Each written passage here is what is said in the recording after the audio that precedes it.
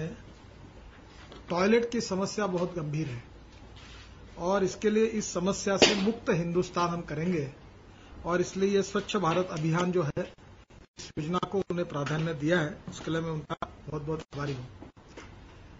हमारे यहाँ जो प्रोग्रेस हो रहा है उसके कारण गांव और शहरों के बीच में खाई बढ़ रही है और इसलिए श्यामा प्रसाद मुखर्जी रूर्बन मिशन जो है वो एक प्रकार से गांवों में शहरों जैसी फैसिलिटी देने वाले शहर बनने वाले हैं और इसमें भी उन्होंने मुझे अच्छा निधि भी दिया है और इसकी शुरुआत हमारी सरकार कर रही है। प्रधानमंत्री ग्राम सड़क योजना जो योजना बनाने का सौभाग्य मुझे मिला और पिछले कुछ दिनों में उस योजना का महत्व इतना कम हो गया था, उसका एक समय जो उसको जितना निधि मिलता था उसका लगभग आधे से भी कम हो गया था। पर इस बार प्रधानमंत्री ने विशेष रूप से भी आग्रह किया और अर्थमंत्री जी ने हमको 14,389 करोड़ से योजना के लिए दिए।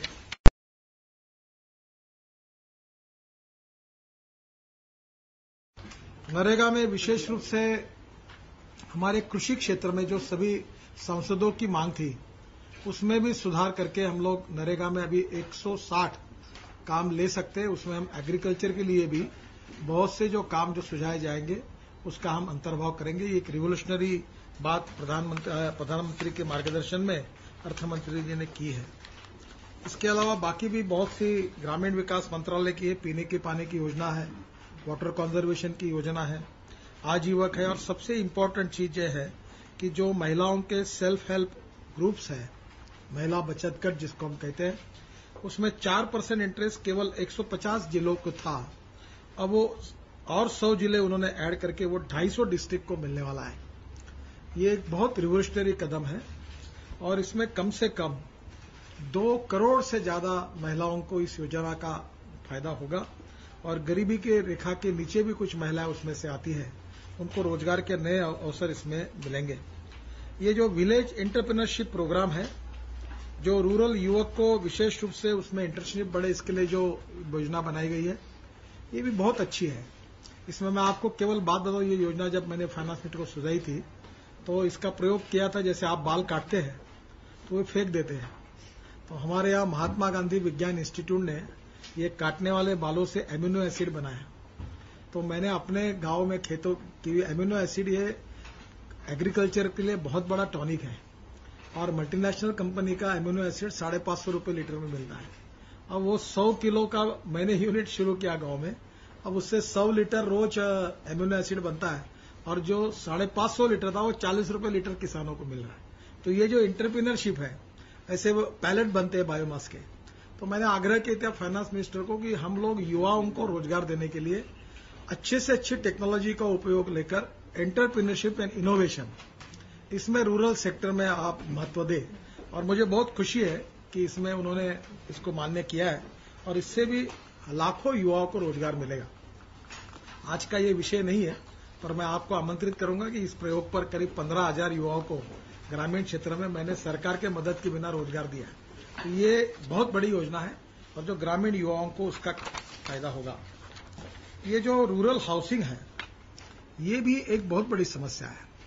हम अर्बन हाउसिंग की चर्चा करते हैं और जब फाइनेंस मिनिस्टर को मैंने कहा था कि इसका विचार करें, इस बार उन्होंने मेरी अपेक्षा से भी ज्यादा 8,000 करोड़ रुपए नेशनल हाउसिंग बैंक के लिए जो विशेष रूप से रूरल हाउसिंग के लिए मदद करेंगे। इसमें जो गांव के किसान हैं जो साल में हर महीने में इनकम नहीं होता है तो उनको ईयरली पैसे भरने की सहूलत मिलती है। तो ये हमारे किसान जो है 6 महीने में या साल भर में जब उनका क्रॉप निकलता है तो ये ग्रामीण क्षेत्र में एक बहुत प्रगति और विकास के लिए रहेगा। वाटरशेड डेवलपमेंट ये बहुत रिवोल्यूशनरी कल्पना है। गुजरात में 5 लाख चेक डैम बने हैं। दौड़ने वाले पानी को चलने के लिए लगाओ, चलने वाले पानी को रुकने के लिए लगाओ और रुकने वाले पानी को जमीन को पीने के लिए लगाओ। ये इतना रिवोल्यूशनरी कंसेप्ट है कि इसमें से जियोलॉजी का विचार करते हुए अगर पानी को हम जमीन के अंदर कंजर्वेशन करते हैं तो चित्र बदल जाता है। ये प्रयोग बहुत यशस्वी हुआ है और पहली बार इसके लिए भी उन्होंने 2,142 करोड़ रुपए निरांचल करके ये नई योजना मेरे विभाग से हमने उनको मंजूर की है। दूसरी, पंचायत राज में बैकवर्ड रीजन में उन्होंने 272 बैकवर्ड डिस्ट्रिक्ट जो है 27 स्टेट के लिए, उनको लिए भी ग्रैंड फंड BRGF दिया हुआ है। ये ट्राइबल डिस्ट्रिक्ट है और विशेष रूप से इकोनॉमिकली, सोशली और एजुकेशनली बैकवर्ड है। अंत्योदय की बात करने वाले हमारे प्रधानमंत्री जी ने इस BRGF को महत्व दिया है। जो दलित है, शोषित है, पीड़ित है, उनके लिए 27 स्टेट्स के 272 जिलों के लिए ये विशेष रूप से इसका काम होने वाला है और मुझे लगता है कि इसके कारण गरीबी रेखा के ऊपर जो बैकवर्ड कम्युनिटी है, ट्राइबल है, शेड्यूल कास्ट है, उनके लिए बहुत अच्छे अवसर होंगे। सेफ ड्रिंकिंग वाटर का बहुत कठिन प्रश्न है और उसके लिए बहुत बड़े फंड की आवश्यकता है। इसमें मैंने कहा था प्रधानमंत्री को भी और अर्थमंत्री को भी, क्योंकि हर स्टेट में, राजस्थान में आर्सेनिक है, आयरन है, इतना वाटर पोल्यूशन है कि भारत के ग्रामीण क्षेत्र में वैद्यकीय व्यवसाय ये दूषित पानी के कारण चलता है, ऐसा मैं कभी कभी मजाक में कहता हूं। फिर भी इसके लिए जो फंड मिला है वो 3600 करोड़ का मिला हुआ है और ये मेरा जो अभी टारगेट है, रिक्वायरमेंट है, ये काफी बड़ी है। तो मैंने इसके कारपोरेशन बनाकर इंफ्रास्ट्रक्चरल बॉन्ड जैसे इसके लिए कुछ बॉन्ड खड़े करना और हमारे यहाँ जो इनकम टैक्स में भी जो विशेष रूप से एग्जाम करके डोनेशन देने की जो अनुमति मिली है, उसमें भी इसका उपयोग हो सकता है क्या। इसके लिए प्राइवेट फंड के बारे में मैं फाइनेंस मिनिस्टर से मांग की है। अभी में जो निधि दिया है वो काफी है, पर इसके कारण और ज्यादा उसमें आवश्यकता है। जहां तक रोड की बात है, मैंने ऊपर में अभी एक बोर्ड लगाया मेरे रूम पर, जो अमेरिकन प्रेसिडेंट जॉन केनेडी का है कि American roads are not good because America is rich, but America is rich because American roads are good. Prosperity and progress road से आती है और इसलिए रोड के लिए उन्होंने बजट बढ़ाकर करीब 37,000 करोड़ रुपए करके दिया है और उसके साथ साथ उन्होंने ये जो PPA मॉडल में जो होते हैं उसके लिए एक इंस्टीट्यूट का निर्माण भी किया है। इसके अलावा जो बॉन्ड्स हम खड़े करेंगे उसके लिए स्पेशल स्टेटस देने के कारण हम लोग बॉन्ड्स के रूप में कम इंटरेस्ट में, जैसे बैंक में 13% इंटरेस्ट में लोन मिलता है, तो बॉन्ड में हम शायद 9% में कर पाएंगे, 8.5% में कर पाएंगे। तो ये एक फैसिलिटी दी है। ये जो इंफ्रास्ट्रक्चर के लिए काफी पैसा इससे खड़ा होगा। रोड सेक्टर के कारण इकोनॉमी बूस्ट होगी। आपने कल कैबिनेट से मैंने 16,000 करोड़ के 10 प्रोजेक्ट मंजूर करके लाए। हमारे यहाँ आज की स्थिति ऐसी है कि करीब 370 प्रोजेक्ट डिपार्टमेंट और ये मिलकर चल रहे हैं। उसमें से NHI में ज्यादा है। उसमें से 189 प्रोजेक्ट जो NHI में है वो लगभग स्टक हुए, खत्म, काम बंद पड़ा हुआ है। प्रोजेक्ट में डिले हुआ है 1,89,000 करोड़। कंपनियों का CDR बैंकों में हुआ है, NP अकाउंट हुआ है और हमने 40,000 के प्रोजेक्ट को फिर शुरू किया, रिव्यू किया है। पर अभी हम लोग और प्रोजेक्ट को आने वाले महीने भर में निकालेंगे। मेरा विश्वास है कि जिस प्रकार से अरुण जेटली जी ने और प्रधानमंत्री जी ने रोड सेक्टर को, इंफ्रास्ट्रक्चर को महत्व दिया है, हम लोग आने वाले 1.5 साल के अंदर, 1.5-2 साल के अंदर केवल देश के GDP जो आज 4.5% पे आया है, जो एक समय 8.5% पे था, तो हमारा पोर्ट का और रोड का मिनिस्ट्री मिलकर हम इतना काम करेंगे कि 2 साल के अंदर 1.5 से 2% GDP ग्रोथ हम इस सेक्टर में काम करके बढ़ाकर दिखाएंगे। और इसलिए मैंने 2 साल का टारगेट रखा है कि 30 किलोमीटर रोड पर डे, जो आज 3 किलोमीटर पर है। और मेरा विश्वास है कि जिस प्रकार से फाइनेंस मिनिस्टर ने हमको इसमें सपोर्ट किया है, मैं उनका बहुत आभारी हूं। विशेष रूप से महिलाओं की सुरक्षा के जो निर्भया योजना बनी हुई है, उसके आधार पर हमारे डिपार्टमेंट में कम से कम 150 करोड़ का प्रोविजन हुआ है। और उसके साथ जो एक्सीडेंट्स होते हैं वो भी, और रोड सेफ्टी के लिए भी और महिलाओं के रक्षण के लिए भी हम विशेष रूप से जो प्रोविजन मिली है, इसके लिए हम लोग एक राष्ट्रीय स्तर पर इस प्रकार की एक संस्था बना रहे हैं जो विशेष रूप से इसके तरफ ध्यान देगी और महिलाओं की सुरक्षा की भी चिंता करेगी और एक्सीडेंट्स नहीं होने चाहिए, इसके लिए भी स्पेशल काम करेंगे। इसीलिए एक स्पेशल विभाग करके हम उसकी तरफ ध्यान देंगे। जहां तक ये रोड सेक्टर की बात है, इसमें प्रधानमंत्री जी ने हमारी प्रेजेंटेशन को लेकर land acquisition, defence land, forest and environment ministry के प्रॉब्लम्स और रेलवे ओवरब्रिज के बारे में प्रॉब्लम, इसमें जो समस्याएं थी उसको बहुत बड़ी चालना दी है और बड़े प्रमाण पर प्रोजेक्ट के क्लियरेंसेस शुरू हुए हैं और उससे मुझे लगता है कि ये बजट हमारे लिए बहुत ही फलदायी है। ये शिपिंग में एक बहुत बड़ी अच्छी बात आज हमारे यहाँ फाइनेंस मिनिस्टर ने घोषित की है वो यानी हमारे जो नेशनल वाटरवेज है उसमें उन्होंने जलमार्ग विकास के लिए हमको इलाहाबाद से लेकर हल्दिया तक 1620 किलोमीटर का पहला इनलैंड वाटरवेज बनाने के जो गंगा में है, इसमें 4200 करोड़ रुपए का उन्होंने हमारे लिए प्रावधान किया है। ये 1620 किलोमीटर है। ये गंगा का जो हम लोग एक प्रकार से काम कर रहे हैं उसी का पार्ट है कि हम लोग इलाहाबाद से लेकर 5 मीटर ड्राफ्ट है जहां, और 45 मीटर विड्थ है, यानी ये 5 मीटर का इतनी खोली होगी और इसकी विड्थ 45 मीटर होगी, और जहां से हम लोग ट्रांसपोर्ट गुड्स एंड पैसेंजर दोनों कर सकेंगे।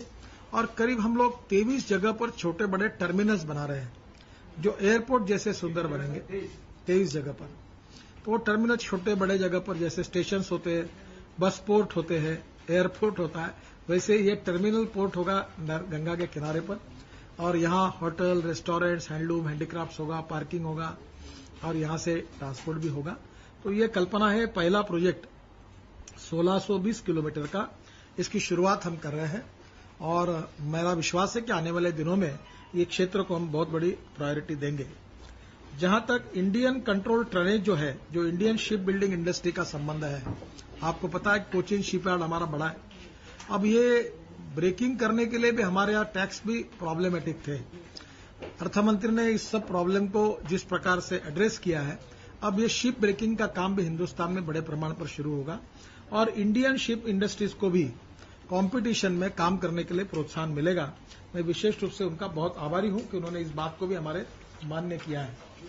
ये कोस्टल शिपिंग में जो ऑपरेशनल बैरियर्स थे उसमें काफी इंप्रूवमेंट करने की थी, फाइनेंशियल आउटले के भी प्रॉब्लम थे। फाइनेंस मिनिस्टर ने इन सब समस्या को समझकर टैक्स एग्जेम्पशंस में भी इसमें कुछ सुविधाएं हमको दी है। 16 नए पोर्ट से हमारा एक्सपोर्ट बढ़ता है, जीडीपी बढ़ता है, ये प्रधानमंत्री बार बार कहते हैं। और 16 न्यू पोर्ट्स प्रोजेक्ट के लिए उन्होंने इस बार बजट में मेजर पोर्ट के लिए घोषणाएं की है। मैं बहुत उनका आभारी हूं कि ये इससे कारण, ये 16 पोर्ट के कारण जो इन्वेस्टमेंट आएगी, मैं अप्रोक्सीमेटली बता रहा हूं क्योंकि मुझे मालूम नहीं, कम से कम 80,000 करोड़ की इन्वेस्टमेंट ये 16 न्यू प्रोजेक्ट के कारण आएगी। आज जो हमारे नेशनल हाईवे के प्रोजेक्ट है, ये किसी भी स्थिति में 3.5 लाख करोड़ के प्रोजेक्ट आप आने वाले महीने में इसके काम शुरू होते हुए देखेंगे। ये पोर्ट में भी ये बहुत बड़ी इन्वेस्टमेंट आएगी और इससे हमारा एक्सपोर्ट इंपोर्ट भी आसान होगा, नया एम्प्लॉयमेंट पोटेंशियल खड़ा होगा। 11,600 करोड़ रुपए के प्रोजेक्ट जो है आउटर हार्बर के लिए, ये टुटीकोरिन पोर्ट जो है उसके लिए उन्होंने दिए, इसके लिए भी मैं उनका बहुत आभारी हूं। जो बात हमने उनको दी थी, लगभग हमारी पूरी बातें उन्होंने मान्य की है। जेएनपीटी में और कांडला में, जेएनपीटी में 700 एकड़ पर और कांडला में 2400 एकड़ पर हम लोग स्पेशल इकोनॉमिक जोन तैयार कर रहे हैं। जहां से माल आएगा वहीं प्रोसेसिंग होगा और वहीं से एक्सपोर्ट होगा। इससे बहुत बड़ा एम्प्लॉयमेंट पोटेंशियल खड़ा होगा। ये दोनों सेज अगर तैयार होंगे तो इससे करीब 1.5 लाख युवाओं को नए रोजगार निर्माण होंगे, केवल स्पेशल इकोनॉमिक जोन के कारण। ये भी उन्होंने हमको दिया है। बाद में हम लोग, आपको पता ही है कि हम ईरान में भी एक पोर्ट बना रहे हैं, उसके लिए भी उन्होंने पहले से अनुमति दी है।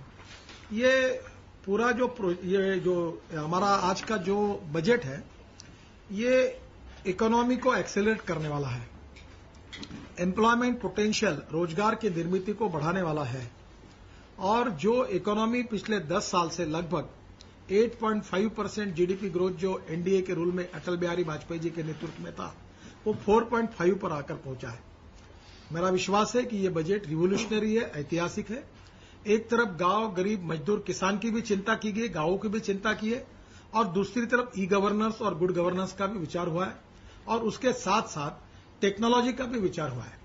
इंफॉर्मेशन टेक्नोलॉजी और बायोटेक्नोलॉजी का विचार करते हुए हम भारत को अपग्रेडेशन में कैसे ले जाएं और उसके साथ दुनिया के स्टैंडर्ड्स में, इंटरनेशनल स्टैंडर्ड में कैसे पहुंचाएं, ये भी काम इसने किया है। आज की वर्तमान स्थिति में इससे अच्छा बजट आ नहीं सकता। अरुण जेटली जी ने दिया हुआ यह बजट ऐतिहासिक है, रिवोल्यूशनरी है, और हिंदुस्तान की जो इकोनॉमी है, मैं बार बार कहता हूं कि we are a rich nation with a poor population. ये रिच नेशन को रिच पॉपुलेशन बनाने के लिए, नया एम्प्लॉयमेंट पोटेंशियल खड़ा करने के लिए, ग्रोथ रेट को बढ़ाने के लिए, जीडीपी को बढ़ाने के लिए एक्सीलरेट करने वाला ये बजट है। और इस ऐतिहासिक बजट में वित्त मंत्री जी ने प्रधानमंत्री जी के मार्गदर्शन में मेरे दोनों विभाग को जो प्रायोरिटी दी और जितने हमने सुझाव दिए लगभग 100% उनने स्वीकार किए। मैं उनका बहुत बहुत आभारी हूं और उनको धन्यवाद देता हूं। और हमारी जिम्मेदारी है कि आने वाले समय में 2 साल के अंदर जीडीपी ग्रोथ रेट में हमारे दोनों विभाग इतना काम करेंगे कि 1.5 से 2% ग्रोथ रेट बढ़ाने में हमारा ये विभाग 2 साल में ऐतिहासिक काम करेगा। यही विश्वास मैं प्रधानमंत्री और वित्त मंत्री जी को देना चाहता हूं। फिर से एक बार उनका बहुत बहुत आभार मानता हूं। 16 पोर्ट्स जो आएंगे ये इसमें क्या प्राइवेट पार्टिसिपेशन ज्यादा है? 100% प्रोजेक्ट्स हैं, एग्जिस्टिंग पोर्ट में नई प्रोजेक्ट्स हैं। इसमें ये जो है इसमें कुछ प्रोजेक्ट्स में कुछ जगह ये सब पीपीपी मॉडल पे ही है। हाँ, 80,000 करोड़ जहां पीपीपी मॉडल जो अभी उसका टर्म ऑफ रेफरेंसेस तय करेंगे, उसके स्टडी किया जाएगा। फिर उसके बाद में पर ये मैक्सिमम इन्वेस्टमेंट जो है हम ग्लोबल टेंडर निकाल कर लेंगे। इंडियन लोग भी आएंगे, बाहर के भी आएंगे और फॉरेन इन्वेस्टमेंट आएगी तो उसको भी इसमें इंकरेज करेंगे। सर जल्दी से जल्द करेंगे।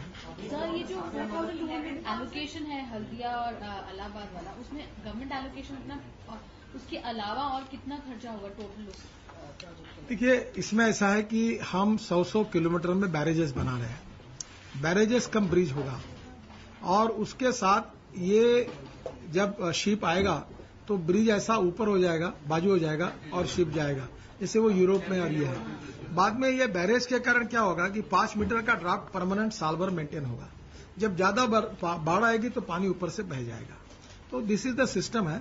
ये पहला 6 साल का है, पर मैं आप सबको विश्वास देना चाहता हूं कि 6 साल के बजाय ये काम 4 साल में पूरा करने का प्लान हम तैयार कर रहे हैं और हम 4 साल में इसको पूरा करेंगे। Yes. Okay, so that's additional to the 4,000? No, this is the World Bank fund, which is coming through the budget. That is the total cost of this project? No, अभी 4,200 करोड़ हमने प्रस्तावित किया है। हमको लगता है कि ये 1625 किलोमीटर का जो इनलैंड वाटरवेज का काम है या टर्मिनल्स का, यहां तक कर पाएंगे। पर अभी डिटेल प्रोजेक्ट रिपोर्ट, जैसे ये अभी प्रिलिमिनरी प्रोजेक्ट रिपोर्ट हुआ है, तो डिटेल में जब हम एक काम करेंगे तो उसका और डिटेल स्टडी होगा। So the 38,000 crores allocated for NHAI and the state government. No, it's for department. For the Ministry, ministry. yes. This message, how much is likely to go to NHAI, because NHAI over the past few years has not been spending its complete funds. Sir NHAI के पास आज देखिए 2 बातें हैं। हमने PPP model स्वीकार किया है। पहली बात तो ऐसे मुझे बताते हुए आपको दुख हो रहा है कि इस देश में जितनी कंपनियां काम करेगी तो 5-6 कंपनियां भी ऐसी नहीं है कि जिनका अभी सीडीआर नहीं हुआ और जो एनपीए में नहीं गई है। लगभग यूपीए सरकार में जिसको फुल फ्लेज बैंड बाजा बोलते हैं वो इस क्षेत्र का पूरा बच चुका है। तो यहां ऐसा मैं यहां 2 दिन बैठा था तो कोई भी नाम बड़ा निकालो वो एनपीए में गया है, सीडीआर में गया है।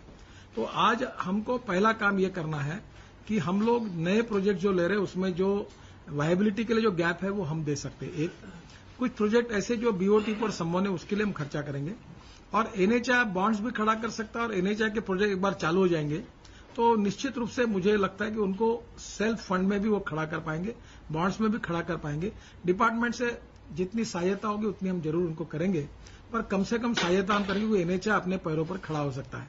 और ये पैसा जो है नॉर्थ ईस्ट, आपको पता है कि नॉर्थ ईस्ट में कोई ट्रैफिक डेंसिटी ज्यादा नहीं है। हम जम्मू कश्मीर में ही केवल 21,000 करोड़ के काम कर रहे हैं शुरू, ओनली कश्मीर में टनल्स के बड़े बड़े काम शुरू किए। कल हमने 16,000 करोड़ के 11 प्रोजेक्ट कल मंजूर करा है।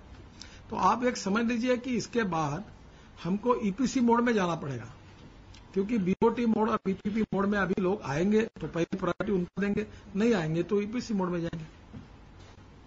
और हम लोग बॉन्ड्स खड़े करेंगे और बाकी भी प्रयास हम कर रहे हैं कि हमको लो कॉस्ट फंड कैसे मिले और कम इंटरेस्ट के फंड मिलाकर हम प्रोजेक्ट में उसका इंटरनल रेट ऑफ रिटर्न, जिससे प्रोजेक्ट वायबल हो गए। तो हम कोशिश कर रहे हैं, अगर मिल जाए वो तो। Government is really enthusiastic about the PPP mode. Do you in the road sector sir I am ready for it, but the people in the लोगों देश में काम कर रहे हैं, इन्वेस्टमेंट नहीं आ रहा है सर। उसमें आएगा कैसे? 90% लोगों का बैंड बाजा बच चुका है ना, दिवाला पीट चुका है, सीडीआर में गया। उसके बाद भी पीपीपी पे जाने का क्या पोजीशन क्या है सर, आप उसके बारे में क्या? एफडीआई रोड सेक्टर देखिए, पहली बात तो ऐसी है कि आज हमारे इसमें एफडीआई की जरूरत ही नहीं है, क्योंकि आप समझिए our policy is encourage Indian contractors, encourage more employment potential Indian road.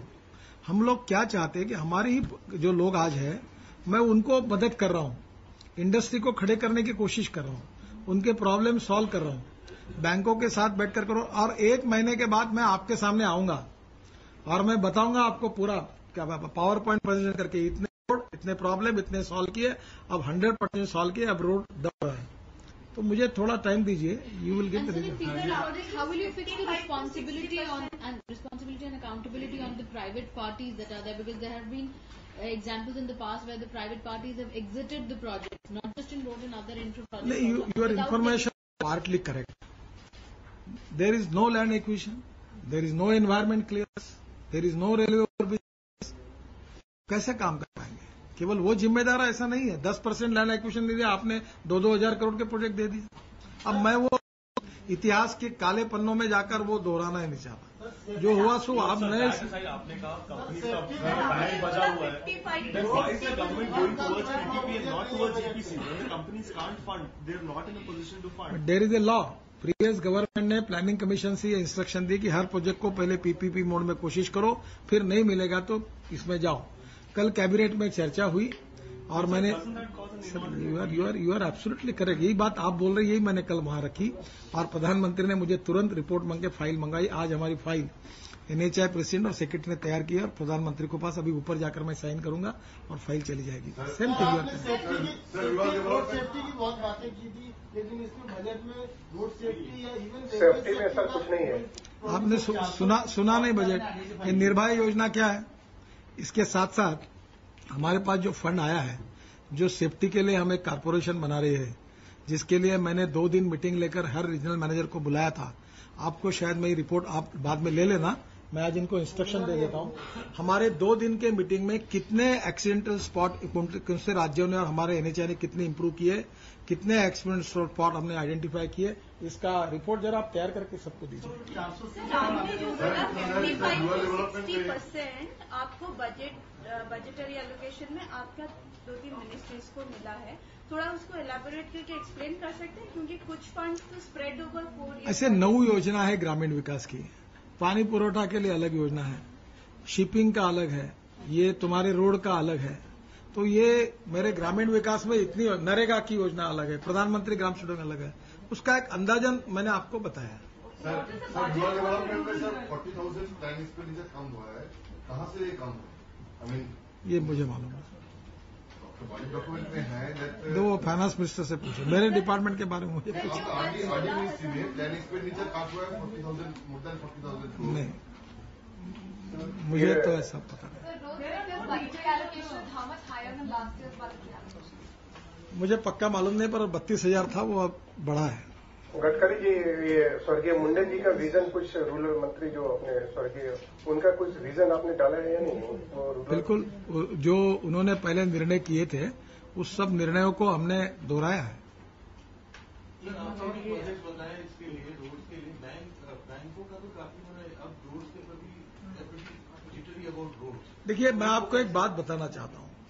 Present situation में से 40,000 करोड़ के काम में 2 दिन यहां बैठा था, सुबह से लेकर शाम तक, तब मैंने कुछ रिव्यू किया और 40,000 करोड़ के प्रोजेक्ट के प्रॉब्लम्स लगभग सॉल्व करके उसको भी शुरू कराया। अब 1,89,000 करोड़ के 189 प्रोजेक्ट्स भी अभी रुके हुए हैं। कल फिर से मेरी मीटिंगें शुरू हो रही है। अब मैं पार्लियामेंट के सेशन में भी उधर भी हूं। मैं विद इन 15 to 20 डेज इसमें से मैक्सिमम प्रॉब्लम सॉल्व करके मैं 1 महीने के अंदर ऐसे एक कॉन्फ्रेंस लेना चाहता हूं कि जिसमें देश के बैंकर्स को भी मैं बुलाऊंगा, हमारे कॉन्ट्रैक्टर्स को बुलाऊंगा और उनके साथ में प्रधानमंत्री और फाइनेंस मिनिस्टर को भी बुलाऊंगा और सबके सामने ये प्रेजेंटेशन करके कहूंगा कि अब देश अच्छी तरह से रोड सेक्टर में चल रहा है और बैंकों को कहूंगा कि आप देखिए अब ये परिस्थिति बदल गई है, आप फिर से फाइनेंस करिए, इस सेक्टर को ब्लैक लिस्टेड मत करिए।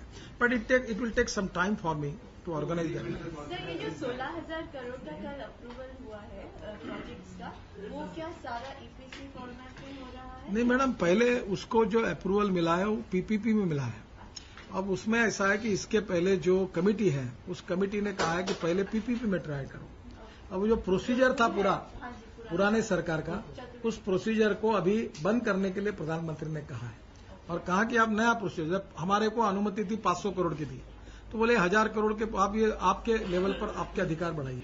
दूसरा, हमको कोई कमेटी को अब जाने का जरूरत नहीं पड़ेगा, कोई प्लानिंग कमीशन, कोई और कोई तीसरा कोई महान व्यक्ति हमारे यहाँ के एग्रीमेंट वगैरह तैयार नहीं करेगा।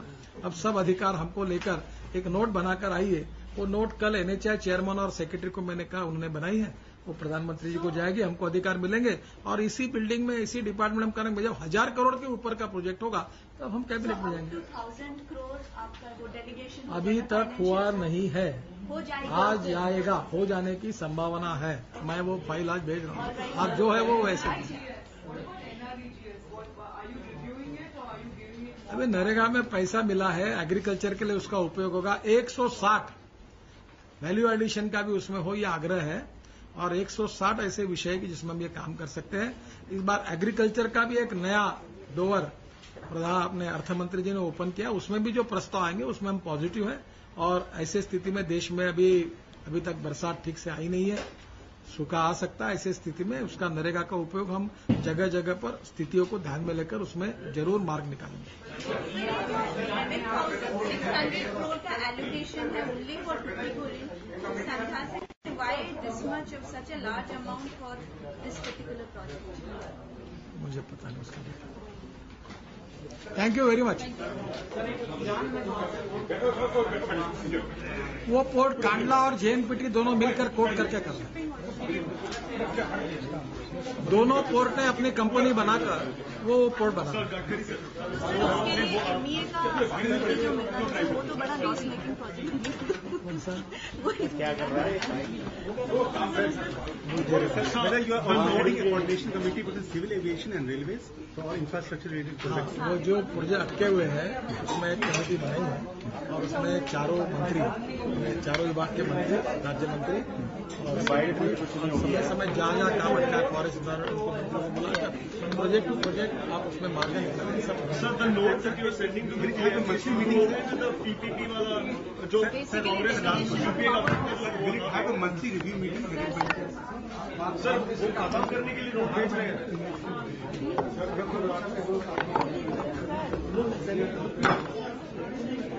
Sir, the note that you are sending, is it to do away with that way of giving?